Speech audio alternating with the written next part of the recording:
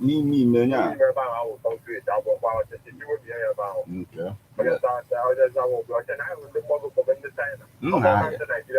Oh, Mapa. Wow.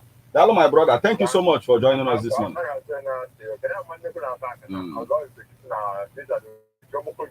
Yes, Kaichalo Zakamano, I will put for you before I went. Dalo, thank you so much for joining us. Hello.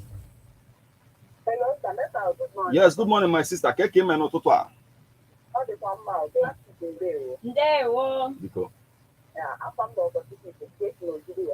Gabaniru 1 I saw a minute. Can was it? Oh, amen.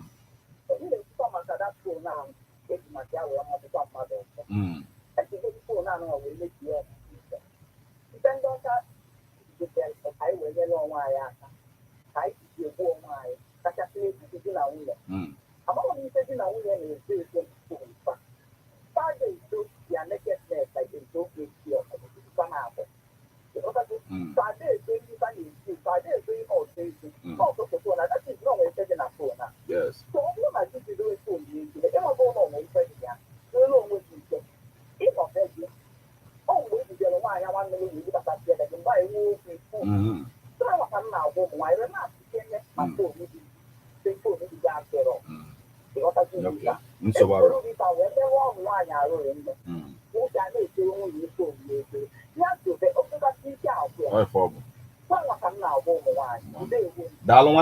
Thank you so much for joining us this morning, and we've gotten to the spot where we'll begin to call it a day on this particular edition of Birthday Splash. Never on the 103.5 FM. You man call it Saturday weekdays in the morning. You have to go Kukwana 8:20. We now spotted the Mpianyarism before or Iberiberism. Meli, what you will put Sissy work back and when over to poor Hakom mother. And it was a choba, Woji. If you too poor, in a TG, no one could see where the was on a very good day.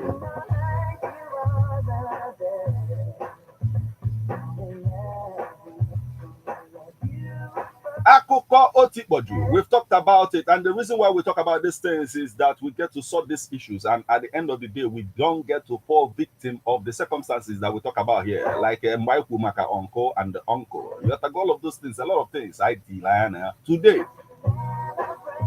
That said, metal. Yes, so stick around with the one at the 103.5 FM.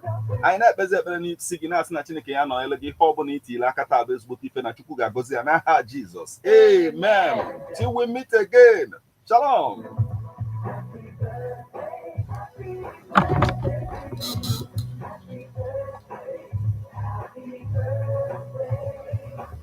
The years may come and the years may go, but I won't change.